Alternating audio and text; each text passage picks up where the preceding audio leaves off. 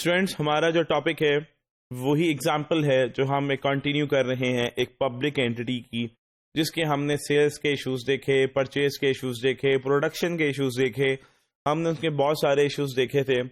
आज एक और इशू पब्लिक एंटिटी का, ऑब्वियसली नाम डिस्क्लोज नहीं कर सकूंगा मैं। उस कंपनी को, उसी पब्लिक एंटिटी कंपनी को क्लोरीन गैस चाहिए थी, ठीक है। उसके सिलेंडर्स चाहिए थे, obviously 837 cylinders of chlorine gas, और एक सिलेंडर 900 kg का था। इस कंपनी ने टेंडर किया 5 जून 2008 में कि हमें क्लोरीन गैस चाहिए, इतने सिलेंडर्स चाहिए और एक सिलेंडर 900 kg का होगा।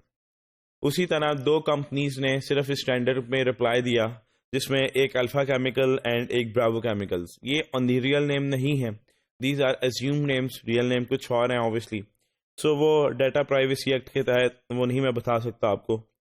सो ये दो आपके जो हैं वो वेंडर से जिन्होंने अप्लाई किया था इसके लिए, और उन्होंने जो रेट कोट किया था फर्स्ट टाइम वो था 24,891 पर 900 kg सिलेंडर, जो कि लास्ट परचेज प्राइस से 23% ऑलरेडी हायर था।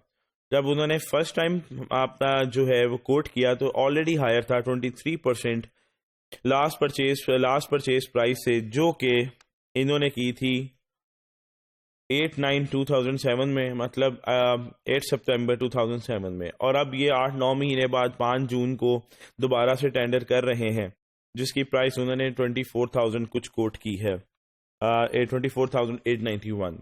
सो ये ऑफर वैलिड थी 90 डेज के लिए, लेकिन एज यूजुअल इसी पब्लिक एंटिटी के अंदर प्रोसेसेस में इतना टाइम लग गया कि ये ऑफर भी एक्सपायर हो गई। सो पहले क्या हुआ, जब इन्होंने ऑफर किया 24,000, तो उसी तरह ये जो है प्राइस चली गई। एक कमेटी होती है जिसे RRC कहा जाता है, रेट रीजनेबली कमेटी, जिन्होंने चेक करना था कि जो ये वेंडर्स प्राइस दे रहे हैं क्या वो जस्टिफाइबल हैं कि नहीं है। तो उन्होंने ये चीज़ उनके पास चली गई 25 जुलाई 2008 को। तो GM थे परचेज के, लास्ट पैराग्राफ देखिएगा, issue facts to both the suppliers asking them to justify the increase in price. जो इन्होंने 23% from the last purchase price से ज़्यादा कोट किया, तो GM ने उनके ईमेल किया, फैक्स किया कि इतना ज़्यादा प्राइस आपने क्यों कोट किया है, आप उसकी हमें रीज़न दे। उन्होंने रीजंस दे दी। 30/7/2008 को अल्फा केमिकल्स ने जस्टिफाई कर दिया जी हम इस वजह से अपनी प्राइसेस इंक्रीज कर रहे हैं। और वो प्राइसेस की क्या वजह उन्होंने बताई थी, increase in prices of electricity, fuel, gases and increase in oil prices. At last जो GM थे परचेज डिपार्टमेंट के, उन्होंने इस रिप्लाई को कंसिडर किया और कहा कि जो प्राइसेस हैं इनके अंदर जस्टिफिकेशन जो है वो ठीक है, तो इसलिए इनसे अब हम चीज़ें जो हैं वो खरीद सकते हैं, इसमें कोई प्रॉब्लम नहीं है। लास्ट पैराग्राफ देखिएगा इस स्लाइड का। The purchase department after reviewing the replies considered the quoted prices of both the items as workable. So 5 सितंबर को PO नंबर 7 इशू किया गया अल्फा केमिकल्स को 419 सिलेंडर्स ऑफ क्लोरीन गैस का, और PO नंबर 8 इशू किया गया ब्रावो केमिकल्स को 419 सिलेंडर्स ऑफ गैस का। बट परचेज ऑर्डर जो है वो एक्सेप्ट नहीं किए गए और रिजेक्ट कर दिए गए दोनों पार्टीज की तरफ से, बिकॉज जो ऑफर थी, जो उसकी वैलिडिटी थी, वो एक्सपायर हो चुकी थी, क्योंकि इनके डिपार्टमेंट्स ने बहुत ज़्यादा टाइम लिया था इवैल्यूएशन करने में, रिप्लाई देने में। इस टेंडर को दोबारा रीटेंडर्ड किया गया। उसी तरह फिर अल्फा केमिकल्स और ब्रावो केमिकल्स ने दोबारा से अप्लाई किया, और इस बार जो उन्होंने प्राइस दी वो दी 27,900, जो कि जो उन्होंने लास्ट टेंडर के अंदर कोट की थी उससे ये 12% हायर थी, और लास्ट परचेज प्राइस से ये 33% हायर थी। सेकेंड पैराग्राफ देखेगा। This time again the same price of 27,900 per 900 kg cylinder was quoted by both the suppliers, which was 12% higher than the last cancelled PO and 33% higher than last purchase price dated on 18 November 2007. बहरहाल इस new price को accept कर लिया गया फौरन, और 10/4 मतलब 10th अप्रैल 2009 को अल्फा केमिकल्स को 419 सिलेंडर्स का ऑर्डर दे दिया गया और पीओ नंबर 10 वो इशू कर दिया गया ब्रेवो केमिकल्स को, हाफ सिलेंडर्स उससे मंगवा लिए गए। इससे टोटल इम्पैक्ट क्या आया?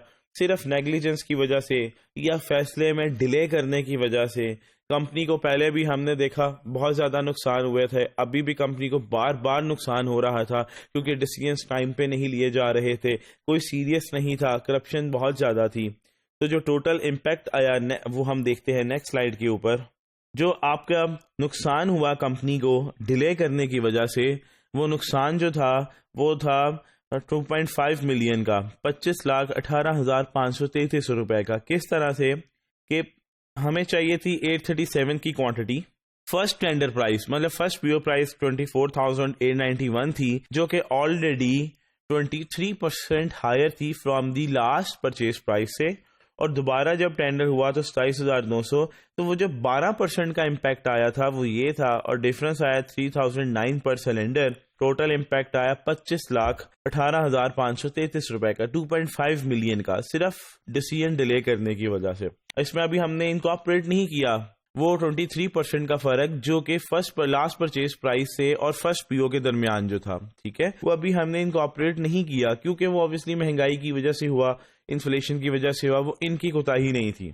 लेकिन फर्स्ट पीओ का ऑर्डर ये फौरन नहीं दे सके जब इन्होंने ये कोट किया था। ऑफर वैलिडिटी थी 90 डेज के लिए, लेकिन इन्होंने बहुत ज्यादा टाइम लगा दिया, इसलिए फिर ये भरना पड़ा, तो कंपनी को ये 25,18,533 का नुकसान हुआ। सो अगर यही हम डिसीजन मेकिंग टाइम पे कर लें, टाइम पे सारा कुछ कर लें, तो कंपनी को इससे फायदा हो जाता है। इसी चीज को अगर मैं आपके साथ डिस्कस करूं फोरेंसिक अकाउंटेंट के साथ, तो फोरेंसिक अकाउंटेंट को भी चाहिए कि वो हर काम टाइमली करे, मौके पे करे, ताकि उसको किसी किस्म का नुकसान ना हो। सो ये थी हमारी एग्जांपल फर्दर जो चल रही थी पब्लिक एंटिटी में, जिसमें कंपनी को नुकसान हुआ 2.5 मिलियन का।